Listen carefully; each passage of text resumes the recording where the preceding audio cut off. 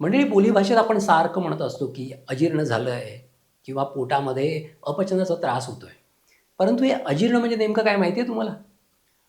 Plus जीर्ण म्हणजे जे जीर्ण झालं नाहीये ते अजीर्ण. जीर्ण म्हणजे काय?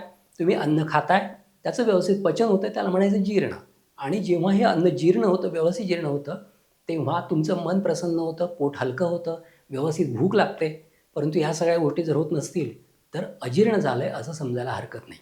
मग हे अजीर्ण ओळखायचं कसं? ह्याच्यामागची कारणं आधी सांगतो, म्हणजे अजीर्ण का होतं त्याची. जेव्हा एखादा मनुष्य आपल्या भुकेच्या जास्त खातो, म्हणजे भूक असते एवढी आणि त्याच्यावर जास्त अन्न जर आपण लादलं, तर अजीर्ण व्हायची शक्यता जास्त असते.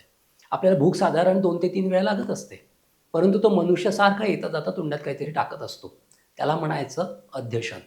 आणि असं जर केलं, तर आपल्या पोटामधला अग्नी हा त्या वेळेला उपस्थित नसतो, ते अन्न पचवायला. त्याच्यामुळे होतं काय, की तुम्ही जे अन्न खाता इतर वेळेस ते पचत नाही, तसंच पोटामध्ये पडून राहतं आणि अजीर्ण होण्याची शक्यता निर्माण होते. आणि हे अजीर्ण निर्माण एकदा झालं, तर त्याच्यामधून आमविष तयार होतं, जे कित्येक व्याधींच्या निर्मितीस कारणीभूत ठरत असतं.